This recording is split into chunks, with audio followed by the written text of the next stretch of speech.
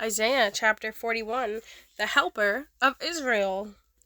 Be silent before me, you islands. Let the nations renew their strength. Let them come forward and speak. Let us meet together at the place of judgment. Who has stirred up one from the east, calling him in righteousness to his service? He hands nations over to him and subdues kings before him. He turns them to dust with his sword, to wind-blown chaff with his bow. He pursues them and moves on unscathed, by a path his feet have not traveled before. Who has done this and carried it through, calling forth the generations from the beginning? I, the Lord, with the first of them and with the last, I am He. The islands have seen it and fear. The ends of the earth tremble. They approach and come forward. They help each other and say to their companions, "Be strong." The metal worker encourages the goldsmith, and the one who smooths with the hammer spurs on the one who strikes the anvil. One says to the welding, "It is good." The other nails down the idol so it will not topple. But you, Israel, my servant, Jacob, whom I have chosen, you descendants of Abraham, my friend, I took you from the ends of the earth.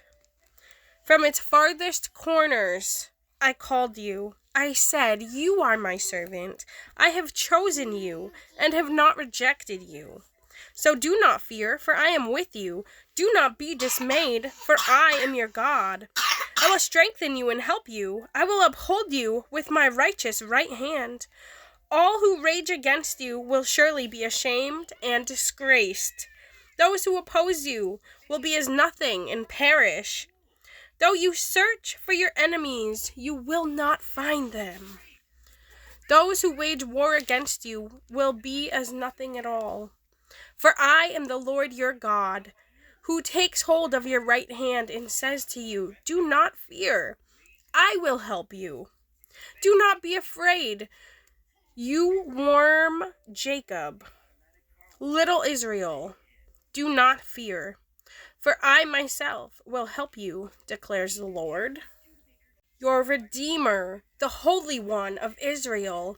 See, I will make you into a threshing sledge, new and sharp with many teeth. You will thresh the mountains and crush them, and reduce the hills to chaff. You will winnow them, the wind will pick them up, and a gale will blow them away. But you will rejoice in the Lord, and glory in the Holy One of Israel. The poor and needy search for water, but there is none. Their tongues are parched with thirst, but I, the Lord, will answer them. I, the God of Israel, will not forsake them. I will make rivers flow on barren heights and springs within the valleys. I will turn the desert into pools of water, and the parched ground into springs.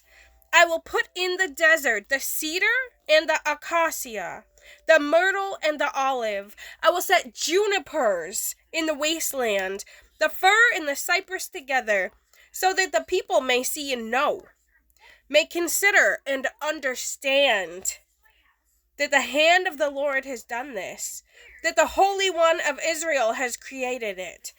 Present your case, says the Lord. Set forth your arguments, says Jacob's king. Tell us, you idols, what is going to happen?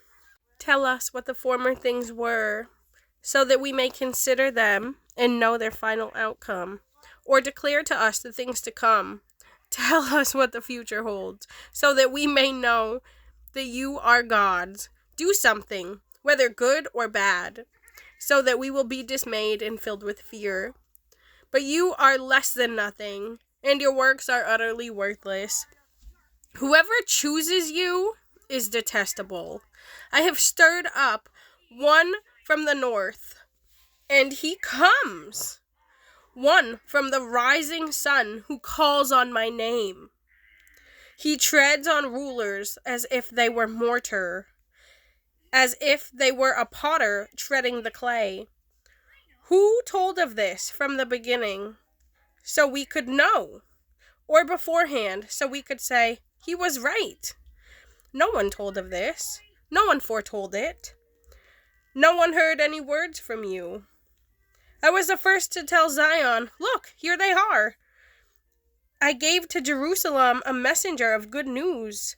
I look, but there is no one among the gods to give counsel, no one to give answer when I ask them. See, they are all false.